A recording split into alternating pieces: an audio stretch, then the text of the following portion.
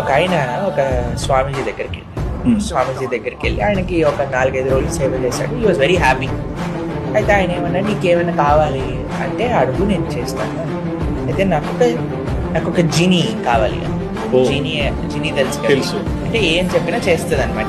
Gini, నాకు Gini కావాలి అంటే సరే అని తీసుకోవాలి ఒక జినీ. కానీ ఒక కండిషన్, నువ్వు ఏం చెప్పినా చేస్తుంది, కానీ ఏదైనా చెప్పలేదనుకోండి నేను చంపేస్తుంది. నువ్వేం చెప్పినా చేస్తుంది, ఏం చెప్పకుండా చంపేస్తుంది. సరే అండి అయ్యా తీసుకెళ్ళాడు జినీని ఇంట్లోకి తీసుకెళ్ళి ఇల్లుడు చేసింది, బట్టలు ఉతికే చేసింది, గిన్నెలు తోమేసింది, టెర్రస్ క్లీన్ చేసేసింది, గార్డెనింగ్ చేసేసింది, వంట చేసేసింది, అన్ని చేసేసింది. తర్వాత ఇంకేం పని లేదు. ఆయన ఆలోచించే లోపల చంపేయడానికి వస్తుంది. ఈయన అనుకున్నాడు, బాబు ఏం చేయాలబ్బా, ఒక పని చేయి, నేను నెక్స్ట్ పని చెప్పేంత వరకు మెట్లెక్కి కిందికి దిగు. మెట్లెక్కుతుంది కిందికి దిగుతుంది, మెట్లెక్కుతుంది, మధ్యలో ఏదైనా పని గుర్తొచ్చింది అనుకోండి ఇది చేయమంటాడు, మళ్ళీ మెట్లెక్కుతుంది కిందికి దిగు. మైండ్ కూడా